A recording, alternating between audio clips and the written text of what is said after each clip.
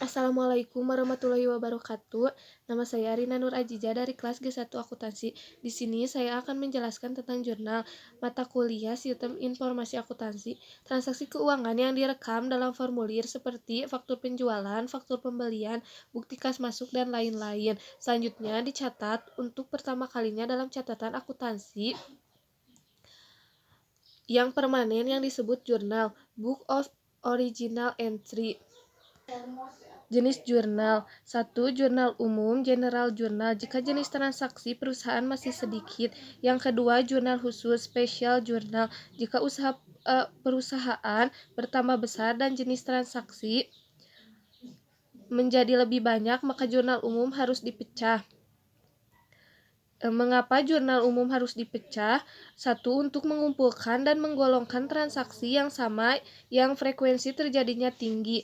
Yang kedua, untuk mengurangi pekerjaan pembukuan ke dalam buku besar dan untuk menggolongkan transaksi yang dicatat. Yang ketiga, untuk memungkinkan pekerjaan pencatatan transaksi dalam jurnal dilakukan oleh beberapa orang. Yang keempat, untuk menciptakan pengendalian intern.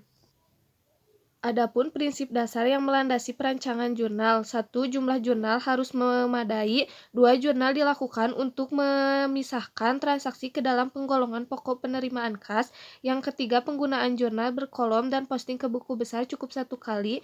Yang ketiga, nama kolom dalam jurnal harus sesuai dengan nama rekening yang bersangkutan dalam buku besar. Yang keempat, kolom-kolom dalam jurnal digunakan untuk mengumpulkan angka yang akan diringkas dalam rekening yang bersangkutan dalam buku besar. Yang kelima, jurnal harus dirancang sedemikian rupa sehingga pekerjaan menyalin informasi dari dokumen sumbernya dibuat sangat minim dan faktur penjualan sebagai info.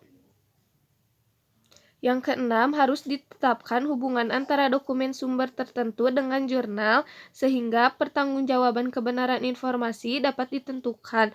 Jurnal penjualan, faktur, dan bukti pengiriman. Adapun langkah-langkah perancangan jurnal. 1. Studi terhadap karakteristik transaksi perusahaan. Transaksi yang frekuensinya tinggi, jurnal khusus, yang frekuensinya rendah, jurnal umum. Pembuatan jurnal standar. Pelajari ciri khas transaksi untuk menentukan rekening buku besar. Buat jurnal standar untuk transaksi yang frekuensinya tinggi. Perancangan jurnal. Jurnal standar digunakan untuk menentukan kolom-kolom dalam jurnal khusus sesuai tingginya frekuensi transaksi yang didebit atau dikredit. Adapun jenis jurnal khusus. 1. Jurnal penjualan. Penjualan barang dagangan dengan cara kredit. 2. Jurnal pembelian. Pembelian barang dagangan dengan cara kredit. 3. Jurnal penerimaan kas termasuk penjualan barang dengan cara tunai. 4. Jurnal pengeluaran kas termasuk pembelian barang dagang dengan cara tunai. Yang kelima, jurnal umum atau memorial. Adapun jurnal penjualan,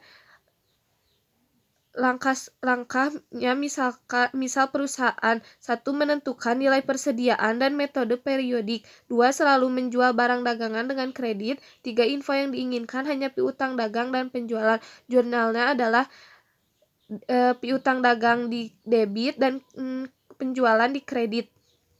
Adapun metode pencatatan data ke dalam jurnal. 1. Informasi dalam dokumen sumber disalin dalam jurnal menggunakan tangan. 2. Informasi dalam dokumen sumber disalin dalam jurnal menggunakan mesin pembukuan. 3. Jurnal berupa arsip dokumen sumber yang disusun menurut waktu terjadinya.